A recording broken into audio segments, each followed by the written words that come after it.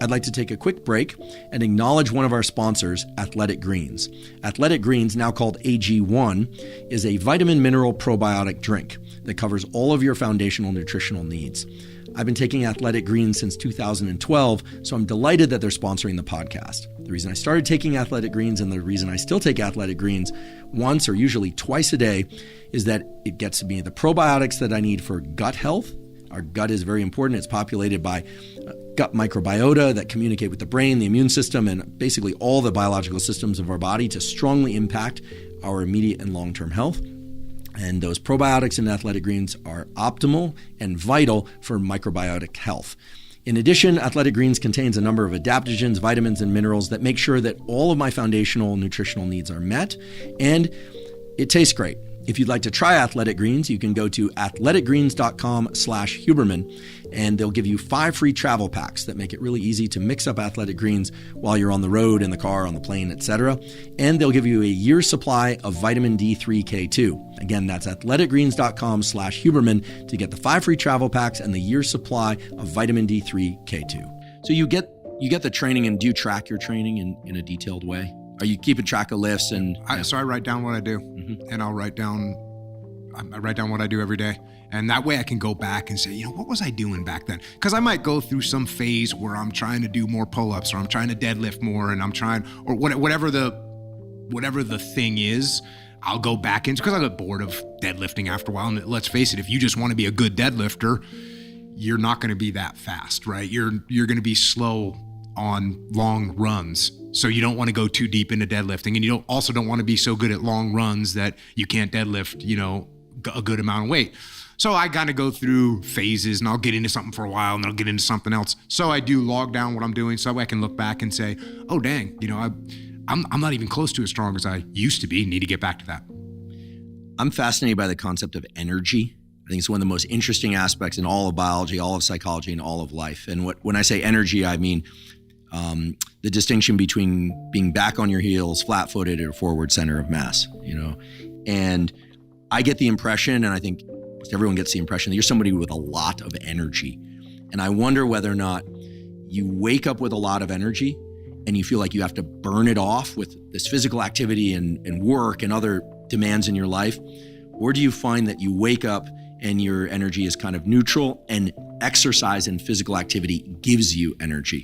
Because I think this is one of the key things out there. I think that acts as a barrier for people doing more with their body, because maybe they don't want to tire themselves out, or maybe they don't feel like they have enough energy to begin with. It's also feeds into this idea that, some people just have a lot of energy. They're really physical, and other people aren't. So let's just say on most days, do you wake up feeling like you want to burn off energy, build energy? What does exercise mean to you? And then maybe we could talk about some of the underlying stuff going on there, because I think we both might find it interesting. I would say it's both, right? There's no way I could sit here and say, oh yeah, every day that alarm clock goes off and I'm like, oh yeah, let's rock and roll. Certainly that's not the case. It's also certainly not the case that every day I'm like, oh God, not again. No, I'd say most of the time the alarm clock goes off and I don't think a bunch. Like when my alarm clock goes off, I don't think a bunch. I don't debate with myself. I'm not negotiating. The thing goes off and I'm doing what I'm supposed to do. It's sort of robotic. Now, this much I can say. When you go and work out, you're going to feel better. You will get energy from working out. That is a guarantee. If you go work out, you're going to feel better. If you go break a sweat, you're going to feel better. You're going to get more energy from it. And look, you got to go really, really hard to where now you feel more tired when you're done. And even that, you got to go psycho. I'll do that occasionally, but I don't do that on a daily basis. At the end of a day, if I wake up, lift, run, surf, and then I do jiu-jitsu in the afternoon, like at the end of that day, I'm tired and I feel tired. But normal day, working out just makes you feel better. It definitely gives me energy, I should say, because I guess I'm not everybody. Yeah, I think it's a very important point, because one of the things that we are learning from circadian biology, time of day effects and sunlight and all that stuff that we talk about in our podcast, that you've done intuitively, right? This is what we have arrived to. It's kind of crazy. And last time we had a conversation is that so many of the things that science is telling us to do and that we emphasize on this podcast, you've been doing or are built into military schedules. And one of them is this notion of waking up early and getting physical early in the day. And I suppose if we were to just throw one blanket rule on the table to encompass the broadest number of themes, it's that once every 24 hours, we each and all get a big increase in this release of the hormone cortisol, which everyone says, oh, cortisol, it's terrible. You know, he's going to burn you out, adrenal burnout, all that stuff. But it's a non-negotiable peak. And you want it to arrive early in the day. And viewing sunlight, physical activity, caffeine, and in particular, intense exercise, all amplify that cortisol peak. In fact, I think the numbers I'm seeing is just sunlight viewing gives you a 50% increase in that cortisol. Exercise on top of that, another 50 to 75% increase. So this huge release in this hormone that everyone thinks is terrible, but actually sets this huge wave in motion for the rest of the day, which gives you more energy, higher levels of immune function, more focus, et cetera, and does indeed, as you mentioned in your example of your daily life, sets a timer so that about 14 to 16 hours later, you're sleepy, which is what you want 14 to 16 hours later, unless, of course, you're running vampire shifts in the military or you're on shift work, but most people aren't, of course. So I think the idea that movement and exercise gives us energy, I think is an important idea. And it's something that I was hoping your answer would be that, as opposed to that, you know, you wake up every day and you just want to just attack the world because you have so much energy getting out of bed, because frankly, I never feel that way. But I always feel better after I train, always. Yeah. And of course, there are times when I crash in the early afternoon if I train really, really hard, but usually that's when I over-caffeinate to an outrageous degree, and then I don't nourish after, or I over-nourish. So this is the other thing, that eating, the whole rest and digesting, the digest word in there is meant to, it's there for a reason, which is that when we eat a really big meal, we actually need to slow down. So I hate to get into daily schedules at the level of nitpicking, and nutrition is about the most controversial topic on the internet. But do you nourish after you train? And if you do you do it to the point where you're kind of like, okay, I'm mostly full or I'm full? Are you trying to like really nourish yourself, or do you find that eating slows you down? I find that eating slows me down. And I would say, again, it's weird how some of this stuff is. Like, the main reason I got in the habit of waking up early and working out is because if you do it before anyone else is awake, then they can't bother you and you can get stuff done, right? You go to the SEAL team and you get there before anyone else is there. No one can say, hey, can you help us with this? Hey, no one sent you an email. So you get that time, you get it done, and it's yours, right? I remember when you were on my podcast, and I don't wear sunglasses when I run in the morning because I sweat and it fills my sunglasses. It's not because I want to let the UV light into my eyes. That's not cortisol boost. Right. It's not for the cortisol. I didn't know that. It's cool that I know it now. But I just did it because I don't like to sweat in my sunglasses, can't see, so I just run without them and put a hat on. As far as eating, I don't like to do physically active things with food in my stomach. That's just the way it is. Yeah, me either. And so I don't want to, and what really keeps that in line for me is I'm doing jiu-jitsu in the afternoon. And so if I'm eating a big lunch, by the time the afternoon rolls around, I'm kind of, I got food in my gut, and I just don't like that feeling. So no, I don't eat a big meal until I'm kind of done with the physical stuff for the day, which is usually at night, 6, 7 o'clock at night, which I guess there's some bad things about that. I eat too late. Well, the data say, if you're, we could go down a rabbit hole with this, and then someone's going to pull up some little clinical study and then another one that counters that. I mean, I think the data essentially say that having a regular meal schedule that allows you to sleep well at night, whatever that means for you, and that allows you to be active and focused when you need to be active and focused, that's the ideal schedule.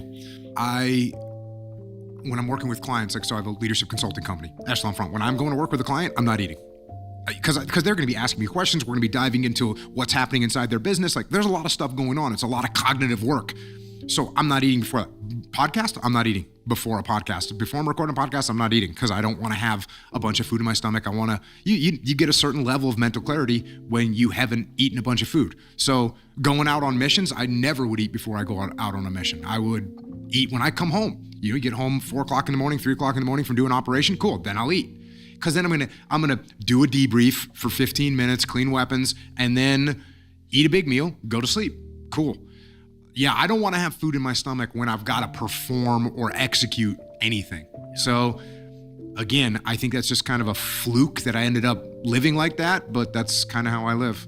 It's a fortunate fluke for all of us because so much of what you embody and what you do, I think, centers around this idea of discipline, of course, but also energy. It's the intuitive sense I get about why people are so drawn to your messaging and what you do and how you do it.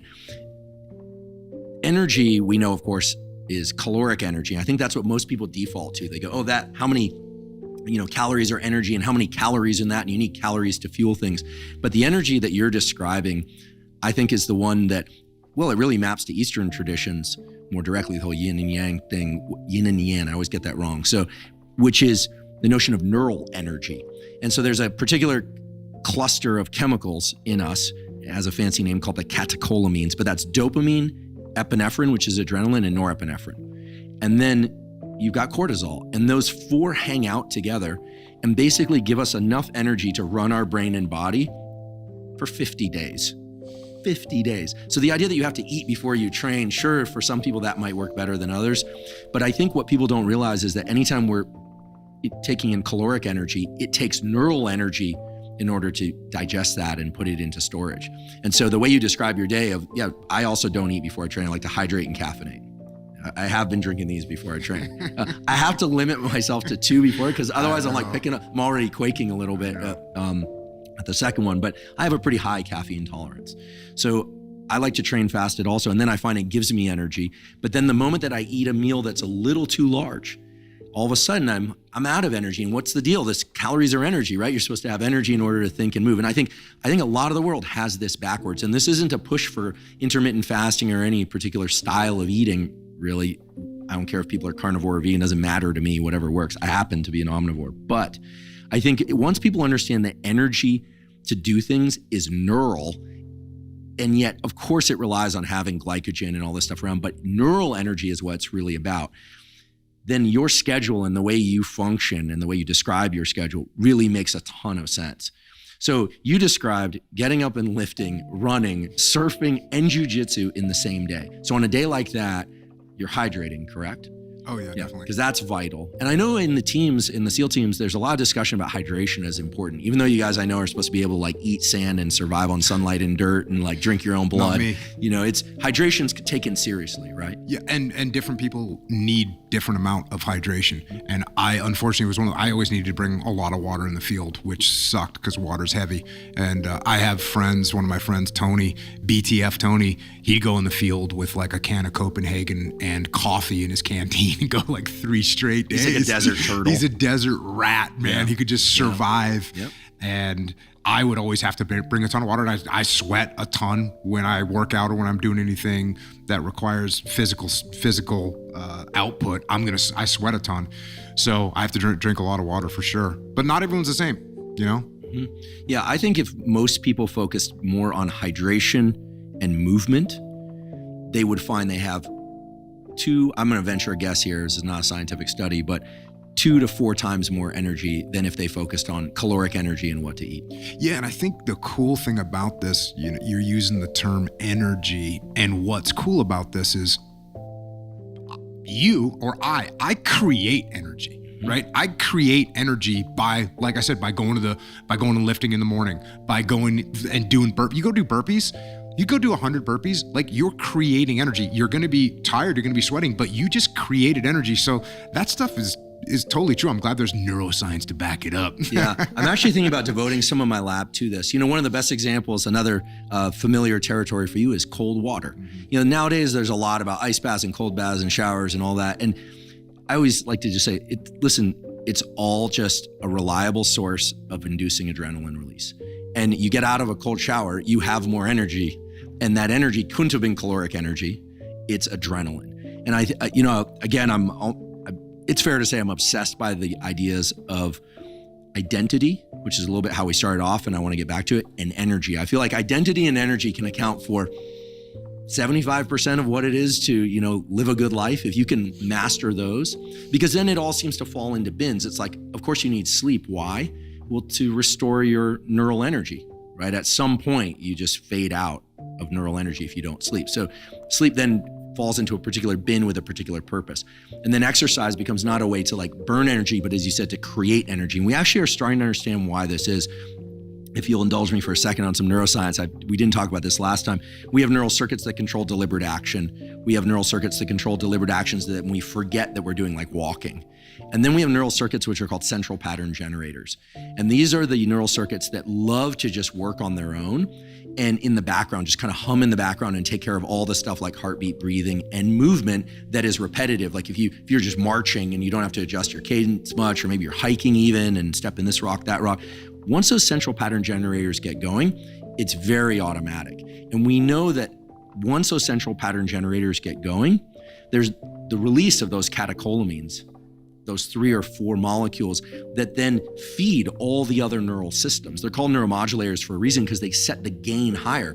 So then you go out for a run or a jog or a hike or something, or you pedal or you row, and then your whole system is at a higher RPM. So when you say create energy, neuroscientists are starting to understand what that is. Repetitive movement that allows you to forget the motor commands that are required to generate that movement. You might think about your row stroke or something like that, but you can do it without thinking much. You come off of that and you now are set at a higher RPM to do more deliberate stuff. And none of this, again, involved like eating enough carbohydrates or making sure you had enough ketones or enough protein. Like it's like, you got plenty of that stuff provided you nourish at some point every 24 hours or so. So I think we know a little bit about the science behind Jocko Willink's schedule now.